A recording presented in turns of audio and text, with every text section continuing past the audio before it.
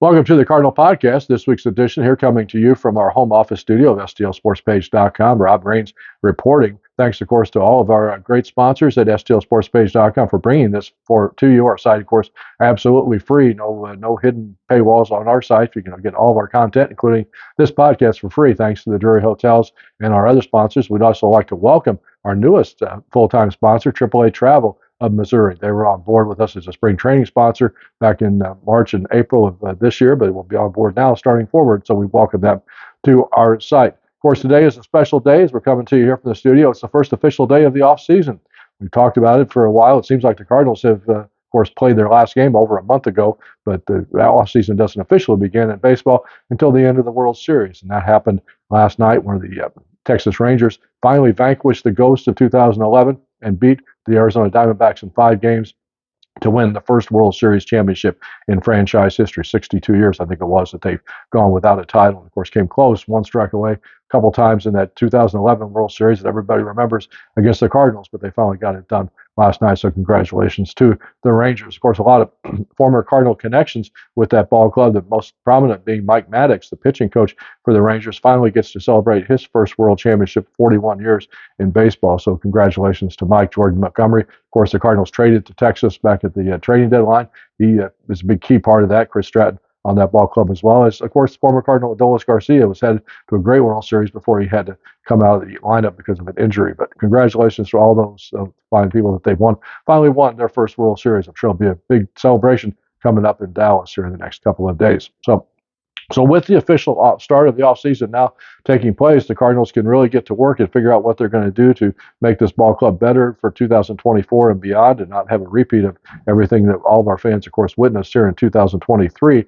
The 5-day period has begun for which the Cardinals have to wait now before they can start talking and negotiating with free agents here in this 5-day window that clubs have exclusive rights to negotiate with their own free agents. Only one current free agent on the Cardinals, that's pitcher Drew Verhagen. So not sure if there's any interest in bringing him back or not. We'll have to wait and see about that. But there will be some other moves that have to come here in the next few days because the Cardinals will have some decisions to make about filling out some of the spots on their 40-man roster. The players who are on the 60-day injured list when the season ended, they don't count against the 40-man roster then, but they do now. So sometime during this 5-day window here, they have to put those players back on the active roster. So you can look for some more roster churn here in the next couple of days as the Cardinals make those decisions.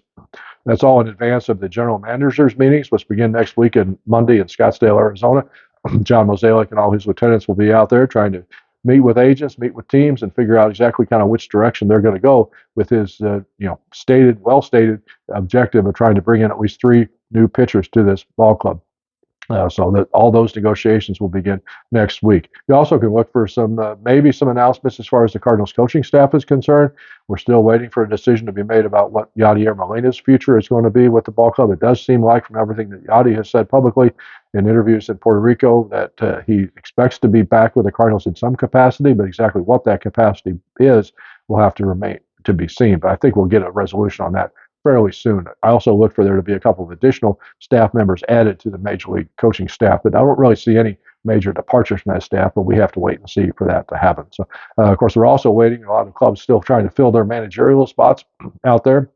And one of the most interesting ones to us, Mike Schild, is apparently a finalist for the San Diego job. He's been a consultant and a special assistant to the Padres GM, A.J. Preller, for the last couple of years since he left St. Louis.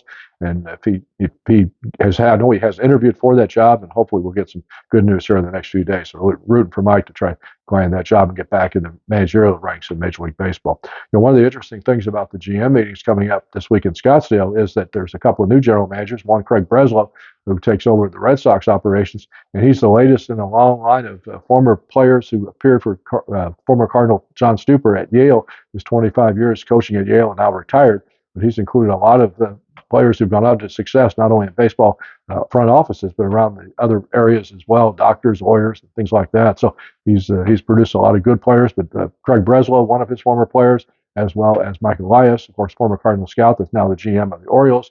He's also got a couple of assistant GMs in the pipeline who may be headed to higher positions with other clubs in the near future. So John, I know, is very proud of all of those players. Of course, the most famous probably of all John's former players right now is Ron DeSantis, who's one of the candidates running for president from the Republican Party. So John is very proud of Ron as well. So course, we'll have all the Cardinal news there for you. I hope you've enjoyed our coverage of the Arizona Fall League. We've had some features that we kind of spread out over the last couple of weeks from our trip out there.